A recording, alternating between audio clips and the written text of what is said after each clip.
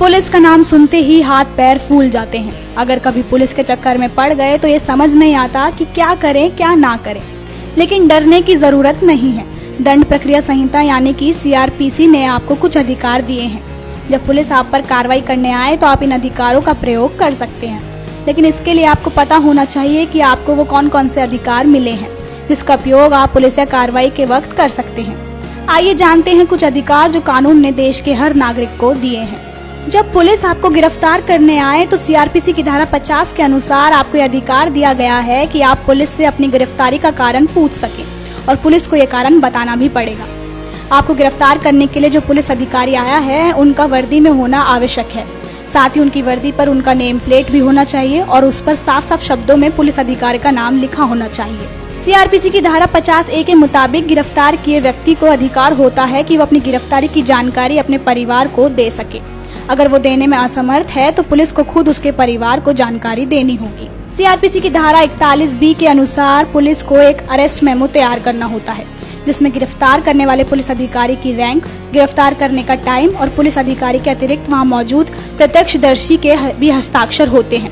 इस मेमो में गिरफ्तार किए गए व्यक्ति से भी हस्ताक्षर कराना अनिवार्य है। CRPC की धारा 54 के मुताबिक गिरफ्तार किया गया व्यक्ति अगर मेडिकल जांच की मांग करता है तो पुलिस को उसकी मेडिकल जांच करनी होगी।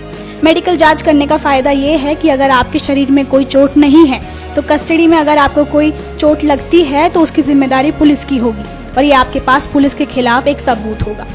कानून के मुताबिक गिरफ्तार किए गए व्यक्ति की हर 48 घंटे बाद मेडिकल जांच कराई जानी चाहिए। CRPC की धारा 57 के मुताबिक पुलिस किसी व्यक्ति को 24 घंटे से ज्यादा हिरासत में नहीं ले सकती है।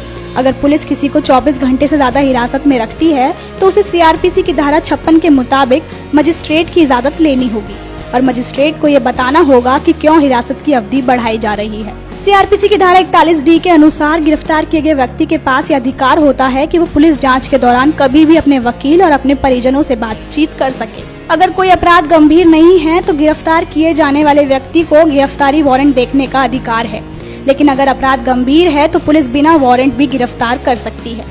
भारतीय दंड संहिता ने महिलाओं को कुछ विशेष अधिकार दिए हैं।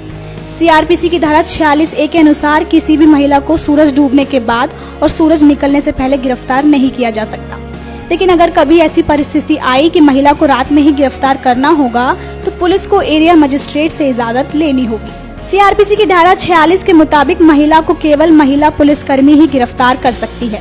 कोई पुरुष पुलिसकर्मी किसी महिला को हाथ नहीं लगा सकता। CRPC धारा 55A के मुताबिक गिरफ्तार किए गए व्यक्ति की सुरक्षा और स्वास्थ्य का ख्याल पुलिस को रखना होता है। दंड संहिता के अलावा भारतीय संविधान ने भी आपको कुछ मौलिक अधिकार दिए हैं। अगर किसी व्यक्ति को गैर कानून ढंग से गिरफ्तार किया जाता है तो यह भारतीय संविधान के अनुच्छेद 20, 21 और 22 में दिए गए मौलिक अधिकारों का हनन है। संविधान के अनुच्छेद 20 के अनुसार एक व्यक्ति को एक अपराध के लिए सिर्फ एक बार सजा होगी। अपराधी को अपराध करते वक्त जो कानून है उसी के हिसाब से सजा मिलेगी। अपराध करने के बाद अगर कोई नया कानून बना तो उसके हिसाब से सजा नहीं हो सकती। पुलिस किसी भी व्यक्ति को खुद के खिलाफ गवाही देने के लिए बाध्य नहीं कर सकती। संविधान के अनुच्छेद 21 के अनुसार किसी भी व्यक्ति को कानून द्वारा स्थापित प्रक्रिया के अतिरिक्त उसके जीवन और व्यक्तिगत स्वतंत्रता से वंचित नहीं किया जा सकता। संविधान के अनुच्छेद 22 के अनुसार अगर किसी व्यक्ति को मनमाने तरीके से हिरासत में लिया गया हो तो उसे 3 तरह की स्वतंत्रता मिलती है। पहली, हिरासत में लेने का कारण बताना होगा। दूसरी, 24 घंटे के अंदर उसे मजिस्ट्रेट के सामने पेश करना होगा और तीसरी, गिरफ्तार व्यक्ति को अपनी पसंद का वकील चुनने का अधिकार होगा। अगर ये अधिकार आपको पता हो तो कोई भी आपको गैरकानूनी ढंग से गिरफ्तार नहीं कर सकता। इसलिए अपने इन अधिकारों के बारे में जान ले और याद रखें।